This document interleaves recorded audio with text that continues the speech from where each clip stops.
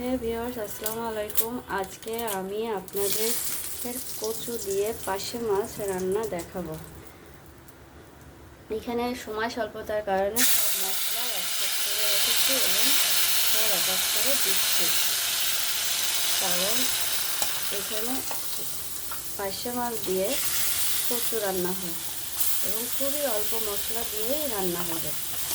আপনারা বাড়িতে রান্না করে খেয়ে দেখবেন কেমন হয়। এবার আমি কচুটা দিয়ে দেব, হালকা একটু কষায়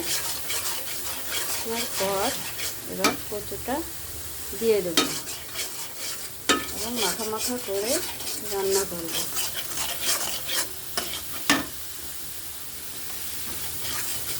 এবার কচুটা আগে থেকে সিদ্ধ করে নিয়েছি,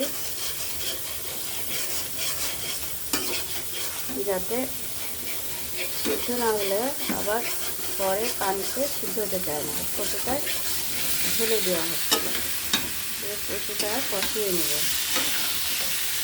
ভালো করে কচুটা কষাবো। কষানোর পর হালকা একটু পানি দিয়ে তরকারি দিয়ে গেলে তখন মাছটা ছেড়ে দিব। অনেকে খায় না কচু দিয়ে পার্শে মাছ, কিন্তু আমরা খাই এবং খুবই সুস্বাদু হয়।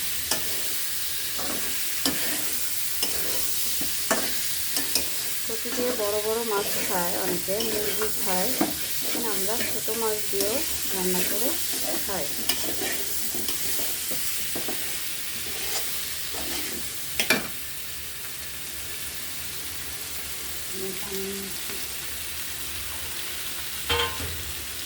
একটু ভালো করে কষিয়ে নিচ্ছে, যাতে একটু মাখা মাখা হয়। এবার হালকা পানি দিয়ে দেয়।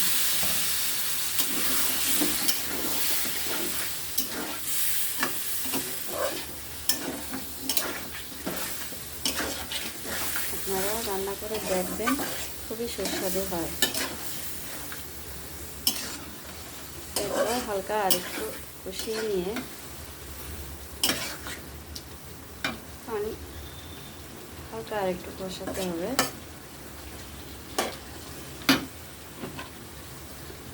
কারণ মাছটা এবং কচুটা আগে থেকে আমাদের সিদ্ধ করা, এই জন্য কম পানি দিয়ে মাখা মাখা করে ঘন ঘনার মতো করব।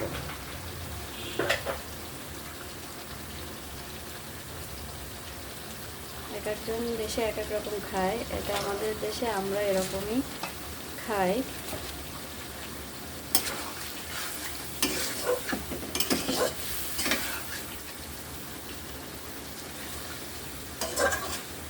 দেখবেন কেমন হয়।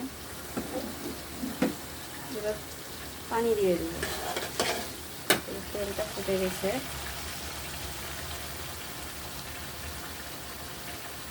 এবার রান্নার পানি দিয়ে দেব, অল্প পানি দেব।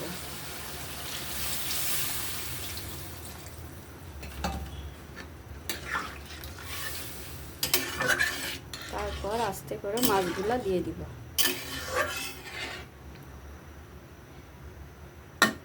খুবই অল্প মশলা দিয়ে রান্না হয়েছে, আপনারা দেখবেন।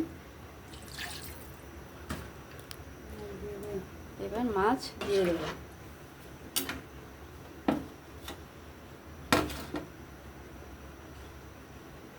মাছগুলা দিই।